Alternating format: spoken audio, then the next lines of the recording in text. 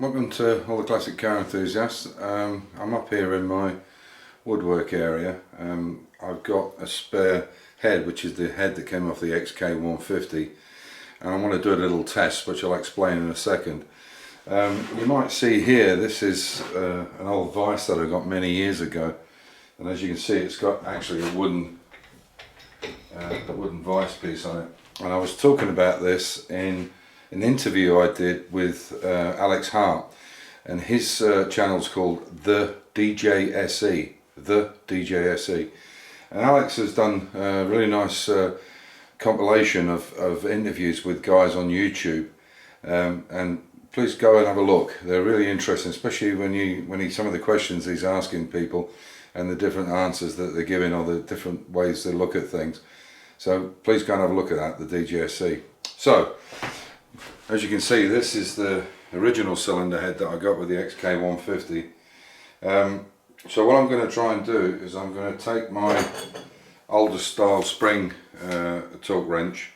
I remember that I'm that old, I remember when the first ones I can remember where they used to have an arm and a very thin pointer on it, and then a scale at one end, and the more you pulled on it, the kind of scale, it went up to the scale. Very inaccurate, but I mean, nowadays they've got obviously digital torque wrenches, and yeah, I guess that's the way to go.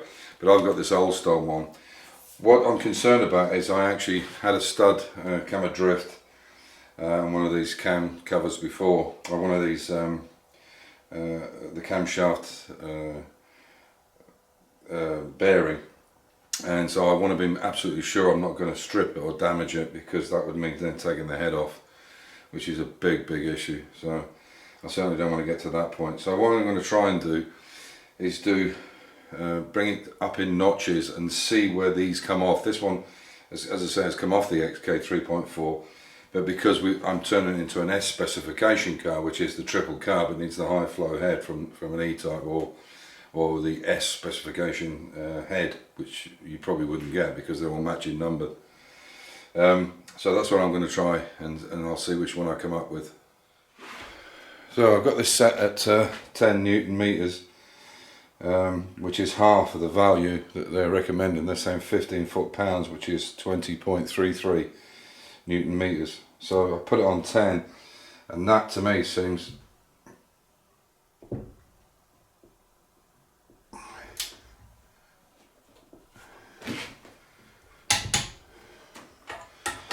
that actually seems a lot more. Let me take it back off and see if I can get it to.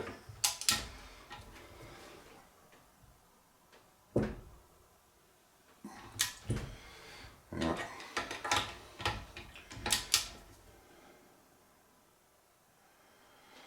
Yeah. Okay. So it seems to me that probably 10 is the way to go to get a start until I can actually get a digital torque wrench. So I think we'll leave it at that. I don't want to they're very small studs, so I don't want to over tax them. So that's what we'll do. I'll carry on with just 10 and try it out. So the plan today is to get rid of all this greenery, my wife's plants that kept in over the winter time. So it'll give me a little bit more space here. So there's quite a lot to take out. So I'll show you it once it's all cleaned away. I've got this black matting off the floor. We use this black matting when we're doing welding or body work, so it doesn't make a mess onto this floor. This is epoxy resin, this floor, which is really great. It's lovely, it's easy to sweep, but it's just a bit of a bugger if there's water on it. It's a bit of an ice skating ring. But anyway, I'll bring you back when all this is gone. So I've had a bit of a clean out. You can see all the plants are gone. They've been distributed around. I hurt my back badly yesterday with picking up some of them. They're so heavy. So there's the cars in there. There's the E-type. So on the E-type, I've got the exhaust side in now. I just need to bolt them down and actually check out the shims and see how we are. My feeling is now I should have gone for a thou, or maybe at least a thou each under. What I've done is I've done it to almost a precise amount, and I think they might be a bit tight. You know, for instance, 101, 0.101 shim, I should have gone for 100, and so on. So all the figures, I should have dropped it down by 1 thou at least to give me a bit more clearance. I might have screwed up royally there, but we'll see how it goes. So I'll get all this set up, and with these you can see that's got a pair of mold grips on there, obviously on the cast part of the camshaft. The great thing about these are domed pistons. They've got a hemisphere on them because of the way the head is as well, so you get a nice tolerance fit. But you can actually turn them. They're not like you know, a supercar where the piston crown actually has valve. What's the word I'm looking for? Yeah, I think you know what I mean. The valve kind of inserts already into it because the tolerance is so close. These are not like that. You can actually turn the camshaft independently, as long as you've got it off the timing chain, which they are obviously. And until everything's set up right, I won't put that back on and retension the chain.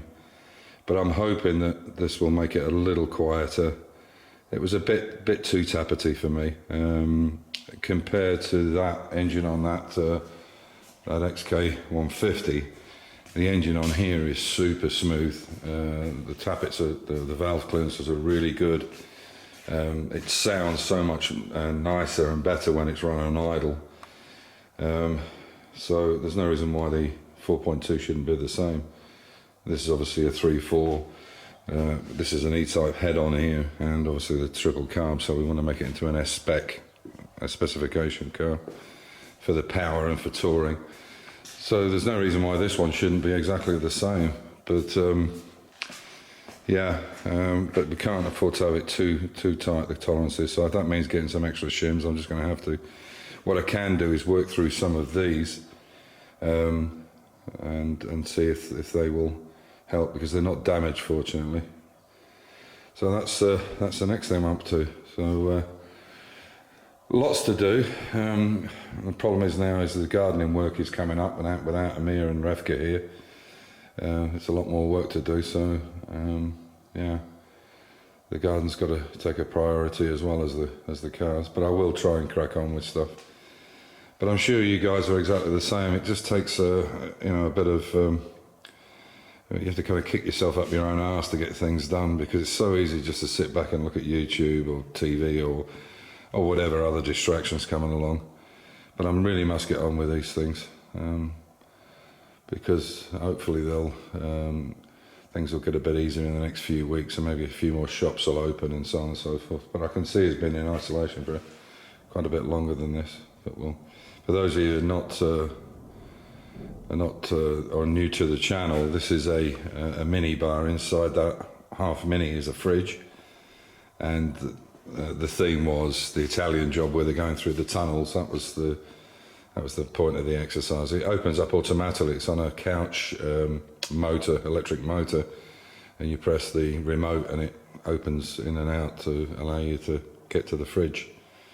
So yeah, that's what it's about. If you're wondering, it was an old shell, and it was really in poor condition. The front half was absolutely knackered.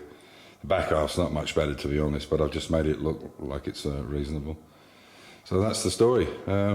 Yeah, so I'll bring you back when I've got a bit more done. And yeah, as usual, stay safe, keep the faith, enjoy your hobby.